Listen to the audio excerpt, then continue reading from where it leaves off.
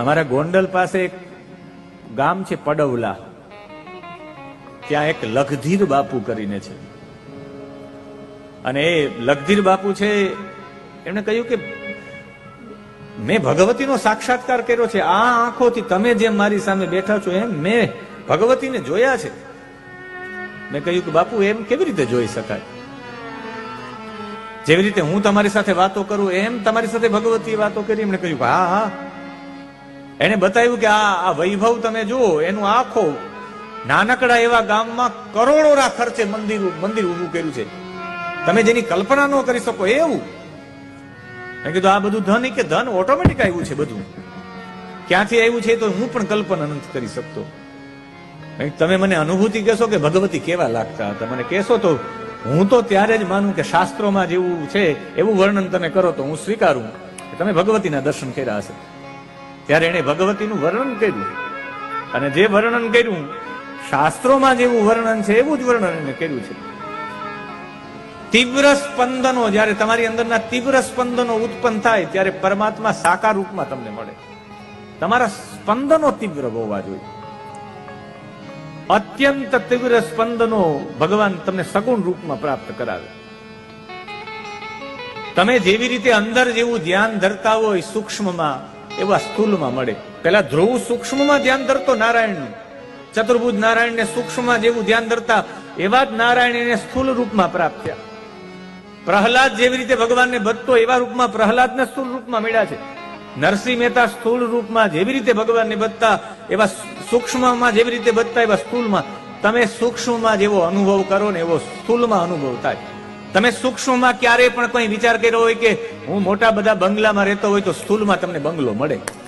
તમે સૂક્ષ્મમાં ક્યારેય પણ વિચાર કર્યો કે મને એક મોટી કાર મળે તો એ સૂક્ષ્મમાં તમે વિચાર કર્યો એ સ્થૂલમાં તમને મોટી કાર મળે. તમે વિચાર્યો હોય કે મને એટલું પ્રાપ્ત થાય, એ તમે જે વિચાર કરો છો એ સૂક્ષ્મ છે, એ સ્થૂલમાં થઈને ઉભો રહે. જેમ તમે ભૌતિક વિચારો સૂક્ષ્મમાં કરો એ તમને સ્થૂલમાં પ્રાપ્ત થાય, એમ તમે સ્થૂલમાં પરમાત્માને પણ પ્રાપ્ત કરવાનો વિચાર બનાવી લ્યો તો સૂક્ષ્મમાં વિચાર બનાવો એટલે સ્થૂલમાં પ્રાપ્ત થાય. આ જેટલા મહાત્માઓ છે, જેટલા મોટા પુરુષો છે, એને સ્થૂલ રૂપમાં ભગવાન મળ્યા છે. પૂજ્ય બ્રહ્મલીન ડુંગરેજી મહારાજને સ્થૂલ રૂપમાં કનૈયો મળ્યો છે. મીરાને સ્થૂલ રૂપમાં ગોવર્ધનધારી મળ્યા છે. અરે પુનિત મહારાજને સ્થૂલ રૂપમાં રામ મળ્યા છે. શકુબાઈને સ્થૂલ રૂપમાં મળ્યા છે. મહારાષ્ટ્રમાં કરાડમાં એને સ્થૂલ રૂપમાં પરમાત્મા મળ્યા છે. એટલે તો એના કથાઓ લખાણી છે. આ જે હું વાતો કરું છું એ કોઈ યુગની નહીં, નરસિંહ મહેતા કલયુગમાં 14મી સદીમાં થયા. હું શકુબાઈની વાત કરું એ 16મી સદીમાં થયા. આ જે બધી ચર્ચાઓ કરું નરસિંહ મહેતા ને આ બધાને આ સમયમાં સ્થૂલ રૂપમાં પરમાત્મા મળ્યા છે. આપણે એમ કીધું ભાઈ પેલાના લોકોને મળતા ના, અત્યારના લોકોને પણ મળે. અત્યારના પડવડામાં રહેવા વાળા લગધીર બાપુને, એક દરબારના દીકરાને ભગવતી મળ્યા છે, સ્થૂલ રૂપમાં મળ્યા છે. હું એનું વર્ણન તમારી આગળ નહીં કરી શકું, પણ એને સ્થૂલ રૂપમાં કે તમે જેવી રીતે બેઠા છો એને ફોટો બનાવ્યો ભગવતીનો કે આવી રીતના ભગવતી મને મળ્યા છે. અને એ તમે ખરા અર્થમાં ત્યાં એક વખત જાઓ તો તમને ખબર પડી જાય કે ખરેખર આને સાક્ષાત્કાર થયેલો જ હોય. એની બોડી લેંગ્વેજ, એની વાતો, એનું જીવન, એની પદ્ધતિ, એનાથી એવું થાય કે આને ભગવતીનો સાક્ષાત્કાર થયો. કહેવાનો મતલબ છે તમે સૂક્ષ્મમાં જેવું વિચારો એવું સ્થૂલમાં પ્રાપ્ત થાય. તમારો આજનો વિચાર છે એ વિચાર નથી, એટમ બોમ્બ છે. તમારો આજનો વિચાર છે એ તમારું ભાવિ નક્કી કરે છે. ભવિષ્યમાં જેવી ભવિતવ્યતા તમને પ્રાપ્ત થવાની છે એવો જ તમને વિચાર આવે. યા બુદ્ધિ યા ચ ભાવના સહાય કૃતા તાદૃશા ઇદમેવ ભવિતવ્યતા.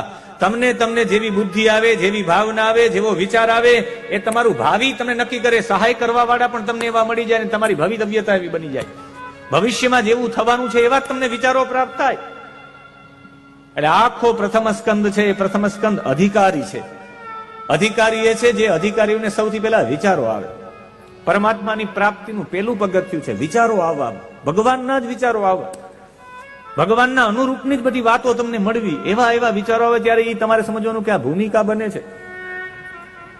એની ભૂમિકા બનતા છેલ્લું પગથિયું છે તમને તમામ લોકો તમારો ત્યાગ કરી દે. તમામ આ છેલ્લી ભૂમિકા છે ભગવત પ્રાપ્તિની, છેલ્લી ભૂમિકા. તમને એક પણ બાબતમાં આસક્તિ રહેવા જ ન દે. તમારા એક પણ કામ થાય, તમારા એક પણ કામ ન થાય, ભૌતિક કામો એક પણ ન થાય. તમે જે વિચાર્યું હોય કે મારું આ કામ થાય, એ કામ થાય જ નહીં. જ્યારે તમામ રસ્તાઓ છૂટી જાય, તમામ ભૌતિક સુવિધાઓ છૂટી જાય, તમામ બાબતો છૂટી જાય, તમારા જેમાં તમારી આસક્તિ હોય, ટોટલી આસક્તિઓ છૂટી જાય, અને એ બધી આસક્તિ છૂટી જાય ત્યારે પ્રભુની ભગવત પ્રાપ્તિ થાય. એ આસક્તિ છોડાવવા માટે આપણે એમ થાય કે હું વિચારું છું એવું તો મારા એ કોઈ કામ નથી થતા. ભગવાન તમારા કામ કરવાનું, બાકી જો ભગવાન તમારું કામ કરી દે તો એક કામમાં તમને આસક્તિ થાય. મારા 2 કામ થઈએ તો 3 કામની આસક્તિ જાગે, આ કામ થાય એટલે એક પણ તમારું કામ થાય જ નહીં. હું એટલી બધી મહેનત કરું, એટલું બધું ભજન કરું ને મારું એક પણ કામ નથી થતું. ભજન કરો એટલે જ કામ નથી થતું, બાકી તો તમારી આસક્તિ દિવસે દિવસે એમાં વધતી જશે. તમને ભૌતિક પદાર્થો છોડાવવા માટેની આ વ્યવસ્થા છે, અને ભૌતિક પદાર્થો છૂટી જાય. અધિકારી એ છે, અધિકારીઓની આમાં પરીક્ષિતને છેલ્લે શ્રાપ મળ્યો. એનું કારણ શું? પરીક્ષિતને છેલ્લે શ્રાપ મળ્યો અને બધું છૂટી ગયું. એની પાછળનું કારણ કે તમારી સામે મૃત્યુ તમારી સામે હોય, તમને એક પણ વસ્તુમાં આસક્તિ ન લાગે. દેવી ભાગવતમાં એક કથા છે. છેલ્લે આ વાત કરીને દ્વિતીય સ્કંદમાં આપણે પ્રવેશ કરીએ ને.